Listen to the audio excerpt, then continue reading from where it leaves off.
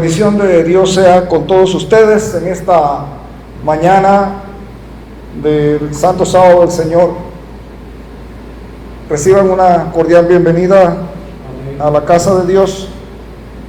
Y en esta semana muy especial, donde las personas recuerdan la pasión y muerte de nuestro Señor Jesucristo, vamos a hacer una reflexión alusiva a esta semana, reconociendo de que el Señor hizo un sacrificio en la cruz para rescatar al hombre del pecado y de la muerte. Vamos a hacer una reflexión sobre Jesús cuando iba camino a la cruz, iba camino al Calvario. Y vamos a detenernos en un punto muy especial, en una situación que se dio en el momento que él iba rumbo al Calvario. Y yo le voy a invitar a ustedes, mis hermanos, para que busquen en las Sagradas Escrituras, en el libro de Lucas. Vamos a buscar en el libro de Lucas el capítulo 23. Lucas, el capítulo 23, el verso 26 al 31. Dice la palabra de Dios: y llevándole, tomaron a cierto Simón de Cirene, que venía del campo, y le pusieron encima la cruz para que la llevase tras Jesús. Versículo 27. Estamos en Lucas 23, ¿verdad? Y le seguía gran multitud y del pueblo, y de mujeres que lloraban y hacían lamentación por él. Versículo 28. Pero Jesús, vuelto hacia ellas, les dijo: hijas de Jerusalén, no lloréis por mí, sino llorad por vosotras mismas y por vuestros hijos. Versículo 29. Porque he aquí vendrán días en que dirán: bienaventuradas las estériles y los vientres que no concibieron y los pechos que no criaron. Verso 30. Entonces comenzarán a decir a los montes: caed sobre nosotros, y a los collados cubridnos. Verso 31. Porque si en el árbol verde hacen estas cosas, en el seco, ¿qué no harán? Mis hermanos, vamos a hacer un análisis, una reflexión. Vamos a buscar la enseñanza y el tesoro escondido que está detrás de esta palabra, para no solamente hacer una remembranza, un recorderis de lo que sucedió en ese momento, hace 2000 años atrás, cuando Jesús iba camino al Gólgota, sino que también vamos a ver en nuestra exposición que esto tiene una aplicación para nuestros días, los que vivimos el fin de los tiempos. O sea, que ese acontecimiento muy especial que acabamos de leer allí se puede aplicar perfectamente a nuestros días. Nosotros vemos, mis hermanos, que estas mujeres que estaban presenciando ese séquito, ese grupo de personas que iban acompañando a Jesús, que llevaba la cruz y que se le hizo un llamado a un hombre para que ayudara a Jesús con esa pesada carga.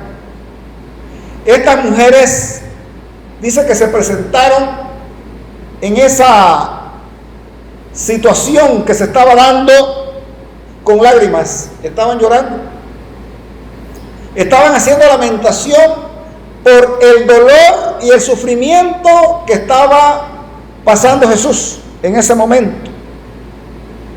Pero es interesante ver que Jesús, al observar y escuchar los llantos de estas mujeres, Jesús les da unas palabras de atención, mas no de recriminación, sino unas palabras de atención que al reflexionar sobre ellas, mis hermanos, vamos a encontrar una tremenda enseñanza que no solamente fue una profecía para esas mujeres y los que estaban allí, sino que también corresponde esas palabras de Jesús para nosotros hoy día.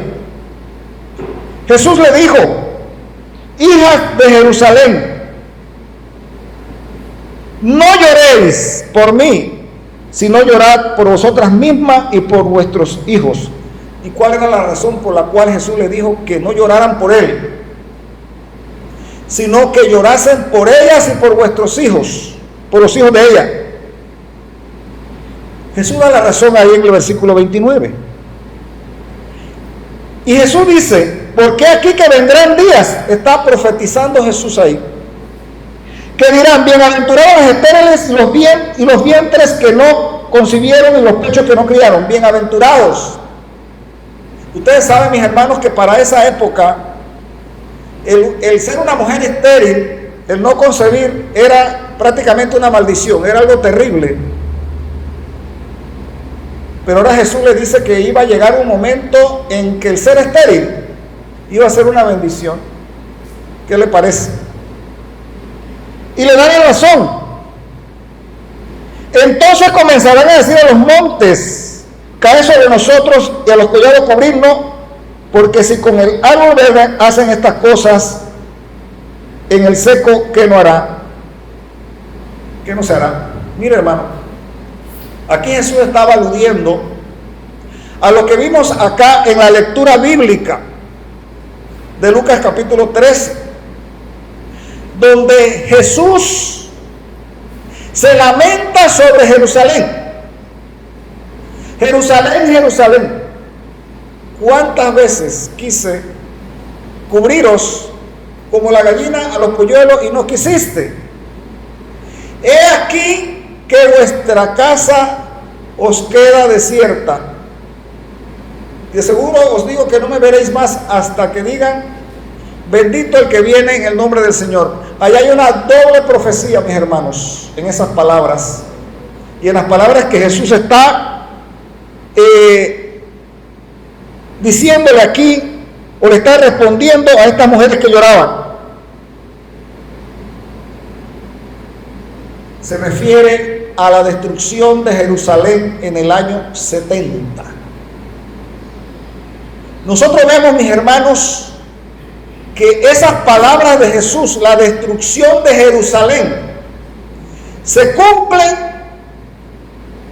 décadas después, mis hermanos, prácticamente un poco más de 30 años después, se cumplen las palabras proféticas de Jesús. Jerusalén es destruida por el Imperio Romano y el general Tito es el que se encarga de esa destrucción de Jerusalén. Y se cumplen las palabras de Dios, las palabras de Jesús que le dio a esas mujeres, donde les dice que llegaría el momento cuando comenzarían a decir los montes: cae sobre nosotros, y a los collados cubrirnos. ¿Por qué? Porque la destrucción de Jerusalén, mis hermanos, el sitio de Jerusalén, porque Jerusalén fue sitiada años antes de su destrucción en el año 70 por el general Setio Galo. Y Jerusalén sufrió ese sitio, sufrió, mis hermanos, esa forma que utilizaban los ejércitos, y hasta el día de hoy Las grandes potencias utilizan eso, donde bloquean con sanciones. Y en este caso, rodearon a Jerusalén de una cerca, de un vallado, mis hermanos, donde sus habitantes no podían salir a buscar alimentos, no podían abastecerse de lo necesario para sostener la vida, y fueron sitiados al punto que llegó un momento, mis hermanos, que era tan desesperada la situación en Jerusalén para sus habitantes que buscaban la forma de ablandar los cueros de las correas y de los calzados para comerlo. También al extremo llegó todo esto, mis hermanos, que inclusive las mujeres y los padres sacrificaban a sus hijos pequeños para comérselos. Esto llegó a un extremo donde 1 kilo de trigo valía 1 talento. ¿Y qué era un talento, mis hermanos? Era un valor que correspondía a 6,000 denarios.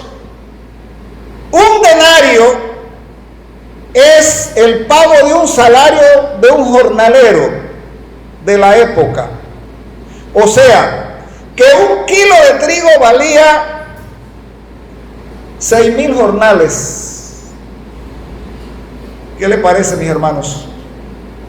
Se ganaba diariamente 1 denario. O sea que tendría que trabajar 6,000 veces para poder adquirir 1 kilo de trigo. Esto era tan desesperante, mis hermanos, para la población. Había miles y miles de judíos encerrados, sitiados ahí en Jerusalén. Precisamente había tal cantidad de personas en ese lugar, mis hermanos, porque se celebraba la Pascua, como ahora que se celebra la Pascua. Pues era la fiesta de la Pascua, cuando luego del sitio llegó el general Tito y asaltó a Jerusalén, y hubo miles y miles y miles de muertos, mis hermanos. Los únicos que se salvaron del asalto del general Tito ese día fueron los que hicieron caso a las palabras de Jesús, que profetizó en Mateo capítulo 24, donde se habla de la destrucción de Jerusalén, y también está registrado en Lucas capítulo 21. Ahí encontramos que Jesús da las directrices, las señales, y qué era lo que había que hacer cuando viesen a los ejércitos romanos rodear a Jerusalén. Porque cuando Sergio Galo rodeó a Jerusalén, mis hermanos, hubo un instante, hubo un momento en que misteriosamente, y eso está en historia, misteriosamente Sergio Galo se retiró del sitio, del lugar, y dio lugar para que los cristianos que estaban dentro de Jerusalén y que conocían la profecía de Jesús y que eran obedientes a Jesús, salieran huyendo de Jerusalén a los montes. Pero una vez que los cristianos salieron huyendo a los montes, mis hermanos, y escaparon del sitio de Jerusalén, nuevamente ese sitio se cerró. Y luego de eso no pudieron salir ni uno solo más de ellos, de los habitantes o de los visitantes de Jerusalén.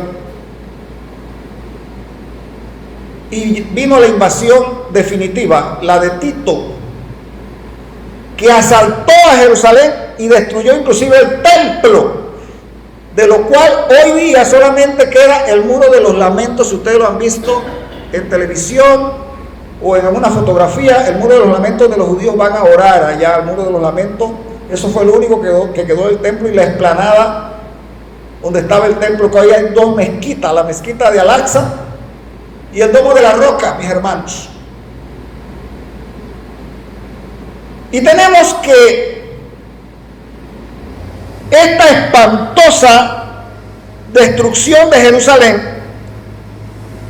a esta espantosa destrucción es a la cual Jesús se refería cuando le dijo a las mujeres que no lloraran por él, sino que lloraran por ellas y por sus hijos. Y mire qué interesante, les dijo hijas de Jerusalén. ¿Qué le parece? Mis hermanos, Jesús enseñó a estas mujeres que no se centraran en el sufrimiento temporal, en ese sufrimiento que ellas veían en Jesús, que no se centraran en ese sufrimiento temporal, sino que miraran más allá del sufrimiento temporal, mis hermanos, que lloraran, que se lamentaran por la condición de sus propias vidas. Porque hay algo más grave, mis hermanos, que solamente un sufrimiento físico. Hay algo más grave que el sufrimiento físico, y es el pecado no arrepentido ni no confesado. Cuando el pecado no arrepentido, no confesado de nuestras vidas, lo llevamos de una manera obstinada, las consecuencias de ese pecado, mis hermanos, en nuestras vidas, no puestos a los pies de Jesús, nos destruirá y nos va a destruir eternamente, para siempre. Hermanos, Jesús demostró camino al Calvario que la muerte no es un problema para Él. La muerte no es un problema para Dios, mis hermanos. Lo que es un problema para el universo es el pecado. Ese sí es un problema. Cuando Jesús iba camino al Calvario, las mujeres lloraban, no solamente por el sufrimiento físico de Jesús, sino que sabían que iba a ser crucificado y que a las finales iba a morir, y lloraban por esa situación de esa muerte física. Pero Jesús, vemos, mis hermanos, que Jesús aceptó ese sacrificio, y Jesús ese sacrificio lo hizo en favor del rescate del pecador arrepentido, para que el pecador arrepentido no muriera eternamente. Cuando Jesús muere en la cruz, mis hermanos, Él resucita luego al tercer día, de una forma gloriosa, para no morir jamás, con un cuerpo inmortal. Para Jesús, mis hermanos, el problema no era resucitar, porque no había pecado en Él y Él era Dios, no había pecado en Él. Pero Jesús sí se lamentó sobre Jerusalén, Jesús lloró sobre Jerusalén, y Jesús se entregó al sacrificio porque había un problema en la humanidad, y ese problema no era la muerte, era el pecado. Que el pecado trae como consecuencia entonces sí la muerte, pero no una muerte temporal, una muerte para siempre, sin esperanza de nueva vida. Jesús dijo: yo soy el camino, yo soy la verdad, yo soy la vida. Nadie viene al Padre sino por mí. Y todo el que cree en mí, todo el que vive y cree en mí, no morirá eternamente. Y todo aquel que muere creyendo en él, Jesús dice, yo le resucitaré en el último día. Así que, mis hermanos, nosotros encontramos que cuando Jesús dice, no lloren por mí, sino llorad por vosotras y por vuestros hijos, porque Jesús sabía, mis hermanos, lo que iba a suceder en el año 70 cuando Jerusalén iba a ser destruida y cómo muchas almas se iban a perder en esa destrucción.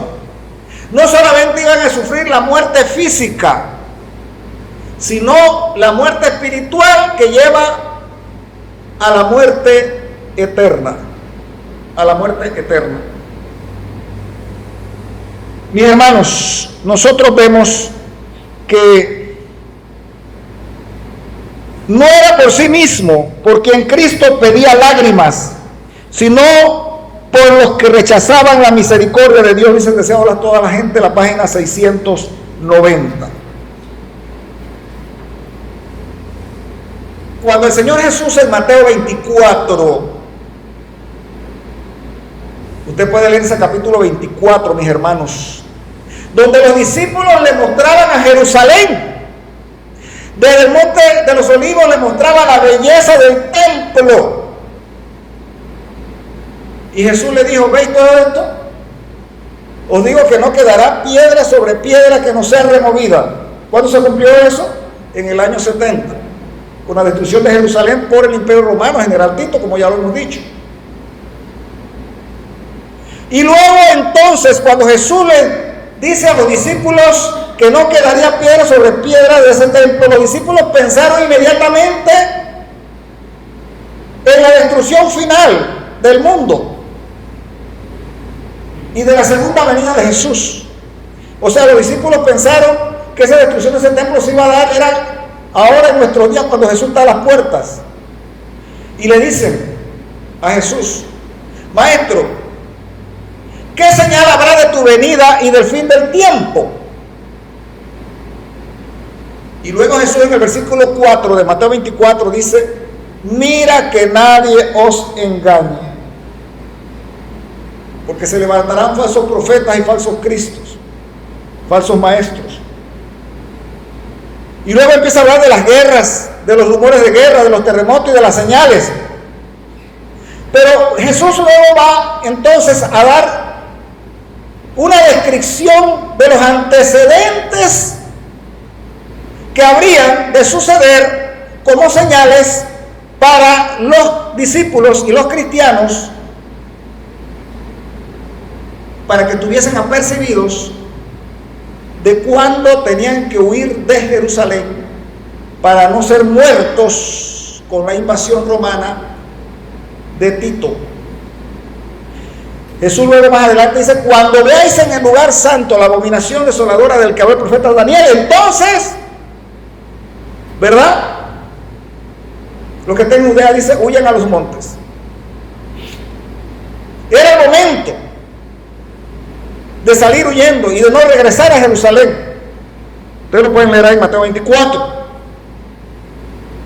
Y yo hago la pregunta, ¿por qué fue que los cristianos que recordaron las palabras de Jesús y atendieron a las señales de Jesús de Mateo 24 no perecieron en la destrucción de Jerusalén cuando Tito los invadió? ¿Cómo fue que se realizó eso, mis hermanos? Ellos esperaban una señal. Jesús dijo también ahí en Mateo 24, ay de las que críen aquellos días, ay de las que críen, las que tengan hijos pequeños. También dijo que oraran para que su huida no fuese en invierno, porque en invierno era muy difícil huir. Había nieve, había lodo, había muchas cosas que obstaculizaban una huida. Que vuestra vida no sea en invierno, ni en sábado. O sea que en el año 70 el sábado estaba vigente y estaría vigente hasta el día de hoy, porque esa es una profecía que no solamente se refiere al año 70, cuando el templo fue destruido, sino también se refiere a nuestro día. Es una profecía de doble cumplimiento, porque también tiene una aplicación para los días en que estamos viviendo. Y usted se preguntará, bueno, hermano, entonces si tiene una aplicación para los días en que estamos viviendo,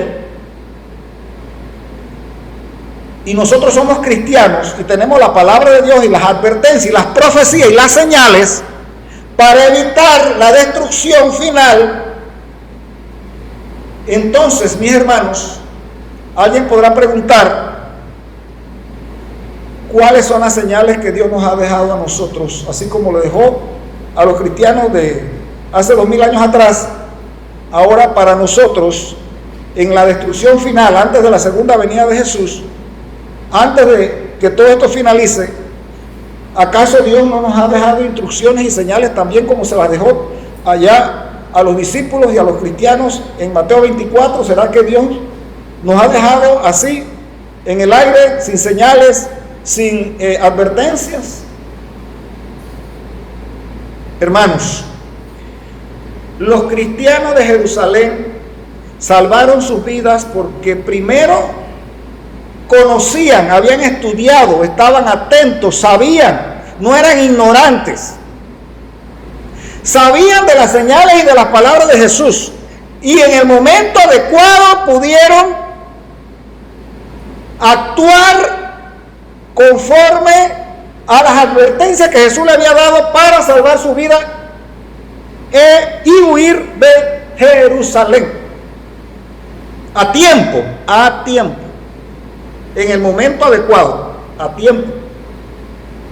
Porque no todo el tiempo del sitio hubo oportunidad de salir.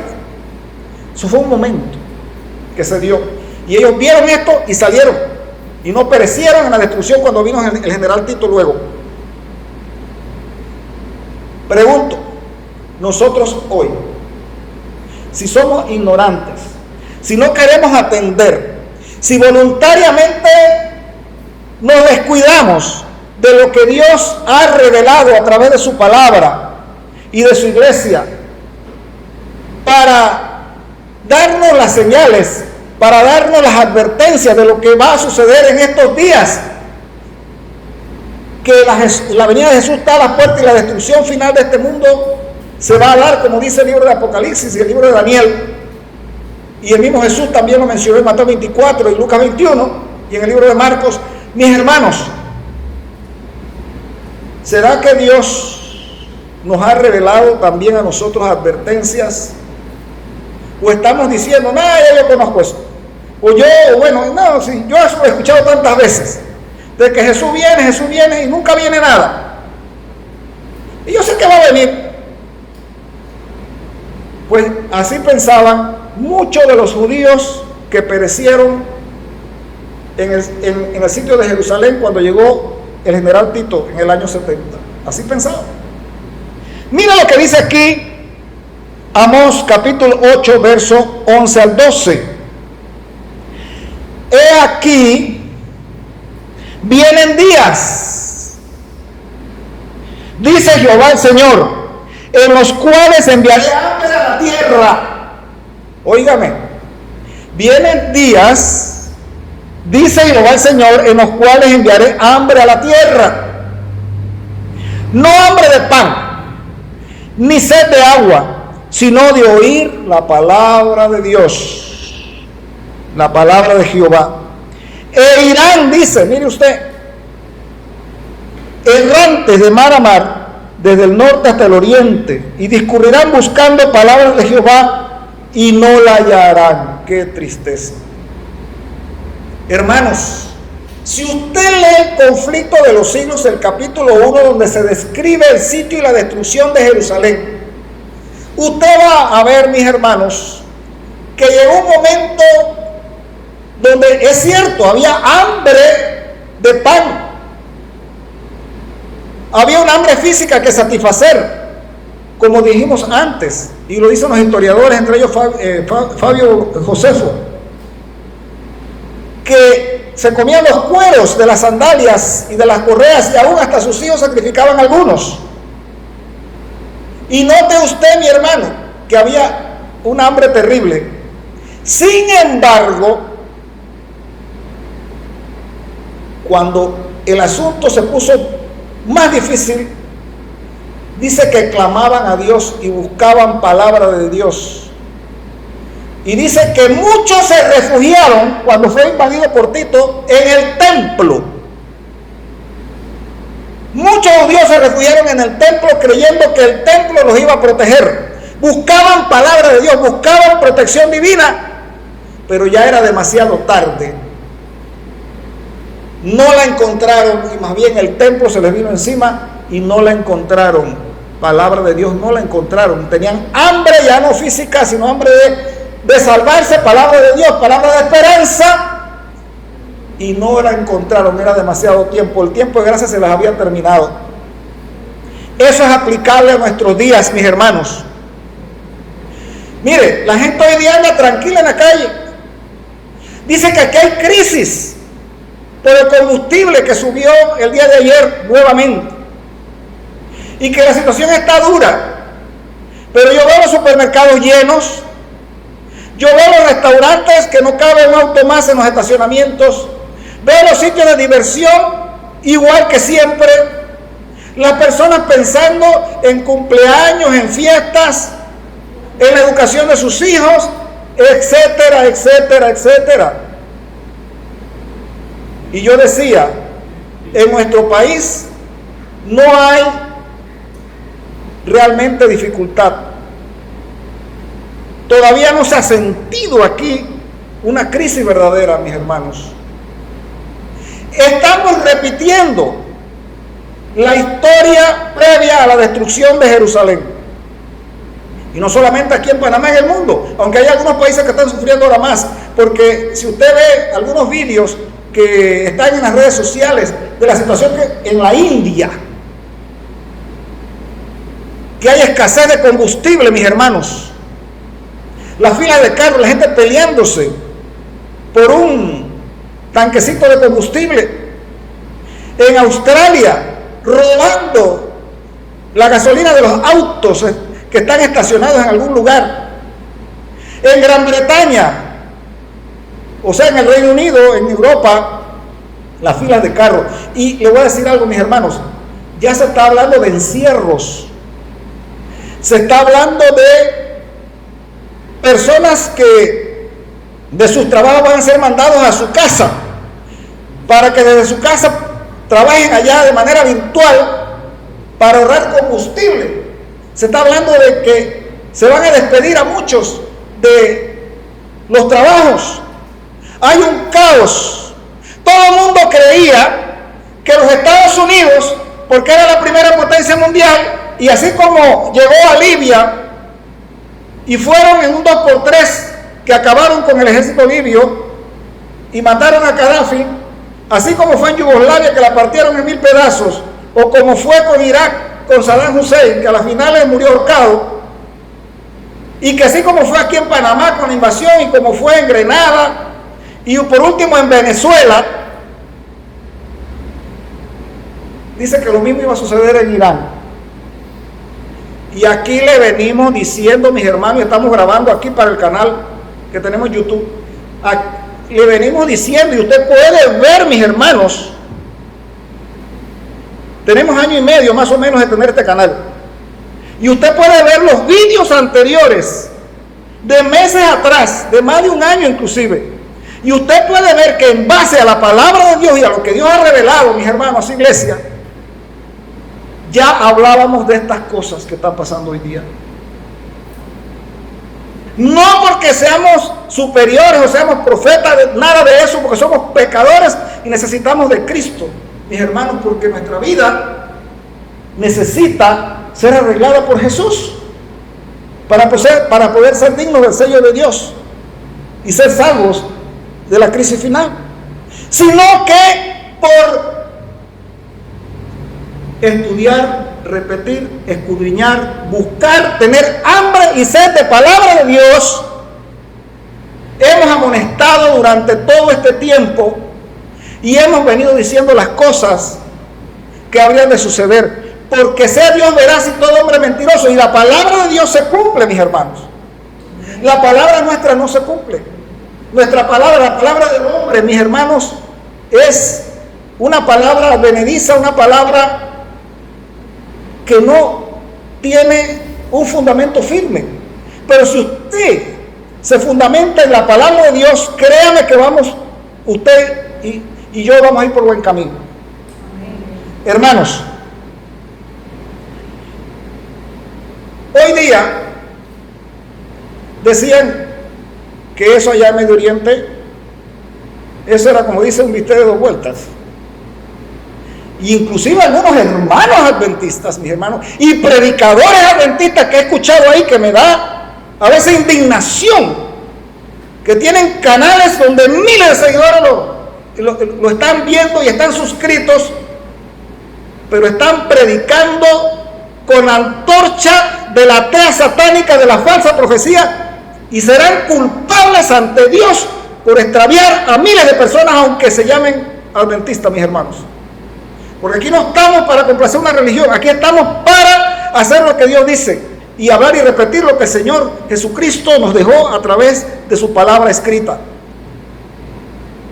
Hermanos, hoy día hay censura por todos lados, hay mentiras. Usted ya no puede confiar en los medios de comunicación social al 100%. Ni siquiera yo me atrevería a decir de más de un 50%. Como decía un amigo mío, que ya falleció, un señor mayor, decía, que fulano de tal lo dijo, bueno, créele la mitad. Y efectivamente, mis hermanos, hay una desinformación, una censura. Hoy día muchos periodistas están siendo muertos, están siendo amenazados porque no se quiere que se sepa la verdad de lo que está pasando en el mundo. Pero Dios, de alguna manera, mis hermanos, está haciendo que la verdad salga a flote, porque está prometido que nada impediría que la verdad saliera a la luz, porque la mentira tiene patas cortas y la verdad la alcanza rápidamente. Y hoy hay confusión, y usted ve el lío allá, y yo le decía a los hermanos,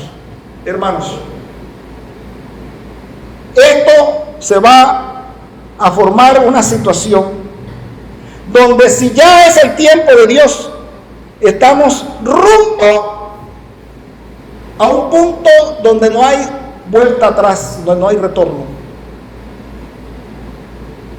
Y usted ve la crisis en que estamos ahorita metidos. El día de ayer, lo que acaba de suceder en Medio Oriente, terrible, terrible, y esto va para peor, pero va conforme a la profecía. Y hoy mucha gente no le interesa.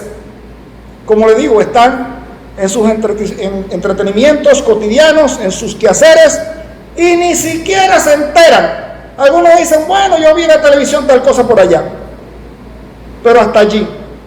Y algunos saben quizás un poquito por ahí porque leen un periódico y tal.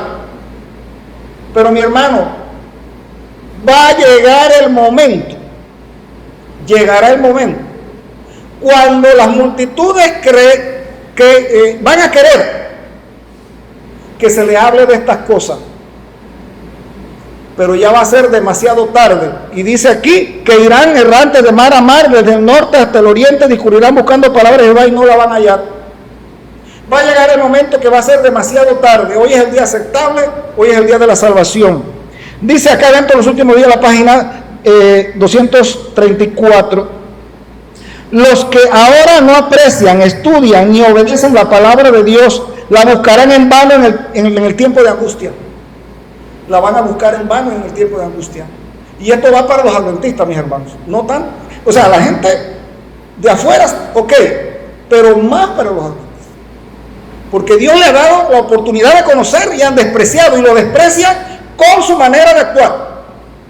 No necesariamente tienen que decir, no, yo no creo tal cosa. Con su proceder lo están diciendo todo. Dice que buscarán tarde cuando ya no hay oportunidad. Proverbios capítulo 1, versos 24 y 28. Por cuanto llamé y no quisiste oír, también yo me reiré de vuestra calamidad. Entonces me llamarán y no responderé. Me buscarán de mañana y no me hallarán. Va a llegar el momento en que querrán escuchar estas palabras. Mire, a mí me metieron en un grupo de WhatsApp de adventistas. Y allá hay cantidad, hay cientos que pertenecen a ese grupo. Pero usted revisa, mis hermanos, los mensajes y los temas que tratan en ese grupo de WhatsApp. Y no es que estoy diciendo que todos los temas que tratan ahí son malos, no, de ninguna manera. Pero no es la verdad presente. No es lo que el rebaño necesita.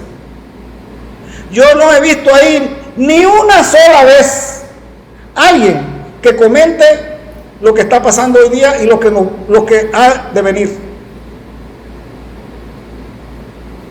Bueno, si no quieren hacer caso, que sigan. Ya no subieron el combustible el viernes. Que sigan por allí. Dentro de 15 días vamos a ver qué va a pasar. Y ya los expertos dicen que si ese conflicto se prolonga, después del 20 de abril, el mundo va a estar en una crisis terrible. Todavía la gente no siente porque el bolsillo todavía aguanta. Pero cuando el bolsillo no aguante más, no estire más, mis hermanos, ahí donde duele. Cuando las medicinas ya no nos lleguen, cuando haya falta de alimento, cuando vengan los encierros y las restricciones, entonces allí donde se va a saltar. Pero déjeme decirle que a medida que transcurre ese tiempo, para muchos será demasiado tarde. ¿Sabe por qué? Porque nosotros los adventistas, y hablando de los adventistas, mis hermanos, que tenemos este privilegio de conocer estas cosas, si no hacemos arreglos hoy y lo dejamos para mañana, cuando venga una ley dominical o cuando esto se ponga más difícil, cuidado que su nombre ha pasado por lista ya. Y ya es demasiado tarde. Cuidadito, mis hermanos. Porque entre más conocimiento, más privilegio de poder acceder a la palabra de Dios, más se nos demandará y más responsabilidad tenemos ante Dios. Indiferencia ante el juicio, Oseas capítulo 5, verso 6. Con sus ovejas y con sus vacas andarán buscando a Jehová y no le hallarán, se apartó de ellos. ¡Qué tristeza! Dice la sierva de Dios acá en manuscritos y compilaciones proféticas acerca de el comentario de Amós. Dice así: vendrá el tiempo, Amós 8, ¿verdad? Vendrá el tiempo cuando la palabra de Dios será escasa. Muchos darán todo lo que poseen por oír una palabra de Dios, pero no la obtendrán. No la van a obtener. No la van a obtener. Y vuelvo y repito, Dios va a ser responsable. A todos los que están sintonizando el canal, Dios va a ser responsable a los ministros adventistas de hoy día por no dar un sonido claro y certero a la trompeta y por no decir la verdad como es y por tener la antorcha satánica de la falsa profecía, donde mucha gente está siendo extraviada y se va a extraviar. Y quiero hablar esto claro y directo, mis hermanos, aunque sea duro, pero tenemos que decirlo claro. Jerusalén, Jerusalén, Jesús lloró. ¿Cuántas veces quise cubrirte como la gallina su polluelo y no quisiste? ¿Usted no cree que Jesús está llorando por su pueblo? ¿Usted no cree que Jesús está llorando hoy por el pueblo remanente, mis hermanos? Que está indiferente y andan pensando en miles de cosas menos lo que deben estar. Y si alguno está falto de conocimiento, alguno dirá, bueno, pero es que yo no tengo mucho conocimiento. Mis hermanos, en este tiempo no hay excusa. Tenemos celular, tenemos computadora, inteligencia artificial, tenemos de todo. No es necesario ser universitario, ni siquiera de la secundaria ni de la primaria. Hoy la información está disponible porque así está prometido por Dios en Daniel capítulo 12. Donde dice que la ciencia se aumentaría, la ciencia del conocimiento, y efectivamente estamos viendo que hoy es fácil acceder al conocimiento de cualquier tipo. Hermanos, Jesús está llorando, Jerusalén, Jerusalén, por su pueblo. A ver su pueblo que no está preparado para lo que vendrá. Y la puerta se va a cerrar. Lucas 13, 24, 25. Lucas 13, 24, 25. Esforzaos a entrar por la puerta angosta. Después que el padre de familia se haya levantado y cerrado la puerta, comenzaréis a estar fuera y a llamar diciendo: Señor, Señor, ábrenos. Y será tarde. ¿Y sabe por dónde comienza el juicio, mis hermanos? Por la casa de Dios. ¿Y por dónde va a comenzar? En la casa de Dios, por los dirigentes. Por eso yo digo, y nuevamente lo repito, de que Dios va a ser responsable a los dirigentes, tanto de la corporación como de los independientes, que no están alertando al pueblo como debe ser. El juicio va a comenzar por los dirigentes. Por allí: Señor, Señor, ábrenos. Y ya será demasiado tarde. Cuando la luz es rechazada, dice primero de toda la página 71, más o menos, esa página. Cuando la luz es rechazada y viene la oscuridad, los que descuidan la verdad presente quedarán sin defensa en el tiempo de prueba. ¿La verdad qué? La verdad presente. Dice que muchas verdades tiene la palabra de Dios. Usted puede hablar de parábola, puede hablar de fe, de amor, puede hablar de las historias bíblicas, puede hablar de muchas cosas, predicar de muchos de esos temas que son verdad. Pero dice acá que es la verdad presente lo que el rebaño necesita para el tiempo de prueba. Cuando la luz es rechazada, viene la oscuridad. Los que descuidan, está hablando de los adventistas, mi hermano. Los que descuidan la verdad presente quedarán sin defensa en el tiempo de prueba. Pregúnteme usted cómo será eso, no sé. Alguien dirá: no, pero si yo me conozco las 27 o 28 doctrinas. Yo conozco todas las doctrinas. Guardo el sábado, doy los diezmos. Soy un buen esposo o esposa. Doy a los pobres, a los necesitados. Ayuno 2 o 3 veces por semana, o 1 vez por semana. Yo oro. Igualito que el joven rico. Pero Jesús le dijo: te hace falta una cosa, al joven rico, ¿verdad? Está bien todo lo que has hecho, pero te hace falta una cosa. Mis hermanos, hay algo que le falta al pueblo de Dios, y es atesorar la verdad presente. Pregunto yo, mis hermanos, ya estamos terminando. Lo que está sucediendo en Medio Oriente allá, donde 14 bases militares de los Estados Unidos han sido arrasadas. Nadie daba un crédito por eso. Todo el mundo decía que iba a suceder igual que en Venezuela o en Libia. 14 bases arrasadas. Cientos de muertos, porque a mí no me vengan con eso que nada más hay 16 muertos. Eso es mentira. Aquí en cualquier lugar. De parte de los Estados Unidos muertos, dicen solamente 16 y unos cuantos heridos. Y cada vez que cae una bomba en Israel, solamente hay heridos, nunca hay muertos. Jesús dijo: mira que nadie os engañe. Entonces, hermanos, ¿hacia dónde pinta el panorama? ¿Hacia dónde vamos? Eso ya está revelado y está escrito. Aquí lo predicamos el sábado pasado.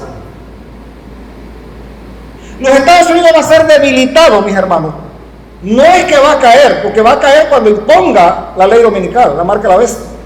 Pero en este proceso va a ser debilitado para poder que se cumpla la profecía de Apocalipsis 13. Los Estados Unidos tienen que ser sometidos por la iglesia romana. Cuando esté debilitado y quede sometido por Roma, porque Roma es la que va a traer la supuesta solución de paz en este mundo, entonces vendrán otras escenas más ahí. Pero Israel, mis hermanos, también tiene que ser debilitado. Y déjenme decirles que ahorita Israel está en graves problemas, aunque ellos lo disimulen, porque a ellos no les conviene que el mundo sepa que están sumamente debilitados porque ellos quieren seguir diciendo que son el pueblo de Dios y que son invencibles. Pero como dije anteriormente, la mentira tiene patas cortas y la verdad lo alcanza. Y hoy día, donde hay tanta forma de uno poder enterarse de la verdad, los que escudriñan y buscan la verdad como tesoro escondido, mis hermanos, se van a dar cuenta de que es falso, de que ellos todavía no hayan recibido el mayor daño, están debilitados. ¿Y sabe qué va a pasar, mis hermanos? ¿Qué dice la profecía? Estamos viviendo Daniel capítulo 11 verso 44. ¿Qué dice Daniel 11 verso 44? Y noticias del oriente y del norte lo espantarán, y saldrá a destruir y a matar a muchos. ¿Quiénes son esas noticias del oriente y del norte? La unión de los países del Asia, del oriente, China, Corea del Norte, Irán y sus aliados menores. Y del norte, ¿quién es? Rusia, unido entre ellos. Y dígame usted, ahora mismo, ¿quiénes están unidos en ese conflicto allá? Si no es Rusia, China, Irán, Corea del Norte y esos países. ¿Y por qué los Estados Unidos ha tenido un fracaso en eso y lo está teniendo? Porque esas potencias están unidas allí, porque si hubiera sido Irán solo, lo hubieran acabado en 2 o 3 días. Pero la profecía tiene que cumplirse y tenemos cómo probarlo literalmente. No como una interpretación privada que a mí me da la gana de interpretarlo de esa manera. Tenemos los escritos en detalle. Mis hermanos, ¿qué va a pasar después? El rey del norte, Turquía, y vamos a decirlo así clarito, aunque a algunos no les guste y digan que yo nada más hablo de ese tema, no me interesa, pero tengo que dar el sonido certero de la trompeta, porque si no Dios va a demandar de mí. Turquía ya está diciendo que se está prácticamente en alianza o casi alianza con Irán, con la causa de Irán. Lo último que dijo el presidente turco Recep Tayyip Erdogan, donde acusa a Israel, donde inclusive amenaza a Israel, porque Turquía se está afilando para tomarse a Jerusalén, y ahí se va a cumplir el versículo 45 de Daniel 11. Del 44 que estamos ahorita, estamos a un punto de pasar al 45, donde el Islam se va a apoderar, encabezado por Turquía y en alianza con los países islámicos, no importa si son chiitas o sunitas, pero van a tomar Jerusalén. Eso es profecía. Y luego de eso, ¿qué va a pasar, mis hermanos? La marca de la bestia nacional en Estados Unidos, la marca de la bestia a nivel mundial. ¿Y luego qué? Se levanta Miguel. Daniel 12:1 en adelante, al 4. Se levanta Miguel, mis hermanos. Y en aquel tiempo dice, se levantará Miguel, cuando Jerusalén esté tomada, y será tiempo de angustia cual nunca habrá. Coincide con Mateo 24. No la ha habido ni la habrá, pero en ese tiempo será libertado tu pueblo, todos los que se hayan escrito en el libro. ¿En qué libro? El de la vida. Y muchos de los que duermen en el polvo de la tierra serán levantados, uno para vida eterna y otro para muerte y confusión perpetua. Mis hermanos, Cristo está a las puertas. No rechacemos a Jesús, porque si rechazamos a Jesús y rechazamos su verdad o somos indiferentes, en 2 Tesalonicenses 2, versículo 10 al 11 dice que todo aquel que ha sido indiferente a recibir la verdad, le será enviado un espíritu engañoso para que crean la mentira y se pierdan. Mis hermanos, por último, estas palabras, mis hermanos, de Jesús a las mujeres que iban camino al Calvario son aplicables a nosotros hoy. Las escenas relacionadas con el Calvario requieren la más profunda emoción, pero también un arrepentimiento verdadero. No nos lamentemos tanto porque ha subido el combustible, no nos lamentemos tanto porque vaya a haber la subida de los alimentos, quizás hambre y muerte de mucha gente. Lamentémonos, mis hermanos, por nuestra vida no arrepentida, y busquemos a Cristo para que el Señor nos limpie de toda maldad, para que el Señor pueda darnos su gracia, para que pueda delegar su poder en nosotros a través del Espíritu Santo, y de esa manera, una vez arrepentidos y lavados nuestros vestidos, como dice Apocalipsis capítulo 16, hablando de la sexta plaga, en medio de la sexta plaga, describiendo Jesús la sexta plaga, que no es más que el asunto que tiene que ver con la preparación para la batalla de Armagedón y la batalla de Armagedón en sí. En medio de esa descripción de la sexta plaga, en el versículo 15 del capítulo 16 de Apocalipsis dice: he aquí que vengo presto. Bienaventurado, ¿verdad?, el que lava sus ropas, para que no vean su vergüenza. Mis hermanos, ¿por qué Jesús en medio de esa plaga dice bienaventurado el que lava su ropa? Porque eso es lo que tenemos que hacer, lavar nuestra ropa con la sangre de Cristo Jesús, que es nuestro carácter. La ropa es nuestro carácter, nuestra vida, con la sangre de Cristo Jesús, entregarnos a Él, y el Espíritu Santo nos dará poder para vencer, para guardar sus mandamientos y mantener esa fe de Jesús, y recibir el sello de Dios vivo y pasar triunfante la crisis final, mis hermanos. Mis hermanos, que hoy usted y yo tengamos hambre y sed de justicia, que hoy tengamos hambre de la palabra de Dios, porque llegará el momento en que el mundo andará buscando la palabra de Dios y no la va a hallar. Que Dios te guarde y que Dios te bendiga en esta hora. Amén.